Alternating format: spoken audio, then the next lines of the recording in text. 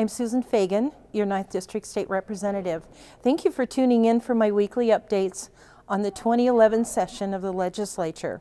And thank you also for trusting me to represent you and for watching this brief legislative update today. Before today's update, I want to remind you that I am hosting 2 in-person coffees in the district on Saturday, March 12th.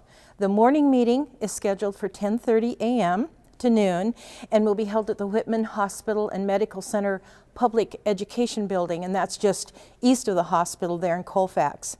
The afternoon meeting begins at 2 p.m. and will be held at Cafe Moro on the corner of Main and Grand in downtown Pullman. And all the details are also on my website.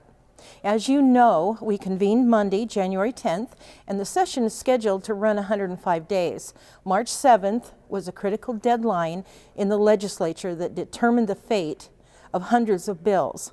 If a bill did not pass the chamber in which it was introduced, it is likely considered dead for this year. But every bill that died could still be brought up again next year, so if you're paying close attention to a measure, you'll want to keep an eye on it in 2012 too. Last week, House Bill 1792 passed the House. This bill would transfer management and leadership of the University Center of North Puget Sound to Washington State University in order to develop a high-demand baccalaureate program in Everett. You know, it was a difficult issue for me because my main concern is how extending the university outside of Pullman will impact students currently at WSU in Pullman. I have given several interviews regarding this move by WSU, and some of you may have heard them on our local radio stations. And although I am dedicated to serving the state of Washington, I am focused on the 9th Legislative District. My concern is this: WSU's expansion into Everett cannot and must not diminish programs and services to students in Pullman. A college degree is a product, whether we like to look at it as such or not. Whenever the cost of a product, and in this case a degree, is increased, our customers, who are parents and students, have to ask, are we getting the most for what we're paying for? It's a valid question, and as the discussion of another WSU branch campus continues, I will watch it closely. I'd also welcome your thoughts on this important issue. Everyone's aware that the budget is the #1 issue in Olympia right now. How we address the current deficit of about $230 million, which we must do so by June 30th, and then the next budget shortfall of nearly $5 billion for the 2011-2013 cycle will either set our state on a path of economic recovery or will continue along the status quo of spending, taxing, and assessing more fees on citizens and employers.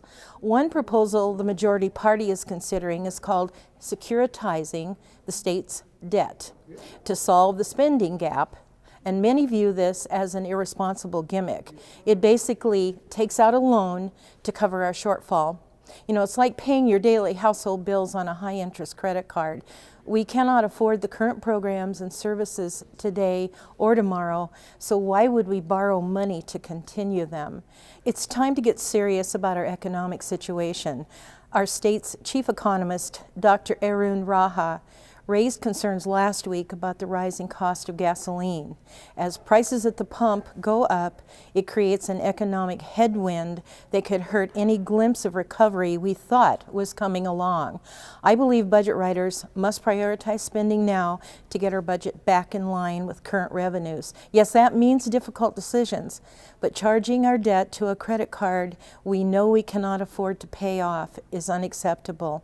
Well, some good news from the last couple of weeks is that the Crisis Pregnancy Center bill, House Bill 1366, died for the year. It would have basically put restrictions on private resource centers for women. And in a time of economic hardship for many Washingtonians, more and more people depend on private clinics and other health service providers. To put an assault on them right now is unfair and does a disservice to our communities. In fact, a new pregnancy center is being built in Moscow with private funds and on private land. It is a much anticipated project that our communities want and need. I'll continue to support these ventures that allow women the ability to seek the care they need in a compassionate environment. Another piece of good news for our state's job creators is that a deal to address the financially strapped workers' compensation system has passed the Senate and is now headed to the House. Senate Bill 5566 is a good start to finally addressing the cost and flaws of the system. As passed, the bill would provide a new flexible benefit option for workers to voluntarily settle workers' comp claims, just like the 44 other states in our country do. The bill goes further to protect injured workers who choose to settle benefit claims with innovative, best practice sideboards to ensure fairness. And worker benefits are completely protected. But this bill would add another great step for workers by providing for a wage subsidy to get injured workers back on the job and earning a paycheck quicker. I know this issue is important for employers and employees because both pay into the system. The goal is to make sure workers have the help they need and employers get their good workers back on the job quickly and safely. I'll continue to watch and work this issue in the House. Please feel free to call me if you have questions about this or any other legislation. It's a pleasure to welcome Samantha Bailey as our page in Olympia this week. I had the honor of speaking with her leadership class last spring in Endicott, where she was in middle school, and I encouraged the class to apply for our page program. Samantha now attends high school in St. John. If you would like to meet with me, please feel free to call my office and we can find a mutually workable date either in Olympia or in the district. Our phone number is 360-786-7942. And if there's anything I can do for you, please let me know. My goal is to provide outstanding constituent services, so never hesitate to contact me. For those who can attend, I hope to see you in either Colfax or Pullman this Saturday, March 12th. I'm Representative Susan Fagan with my page, Samantha, and thank you again for allowing me to serve you.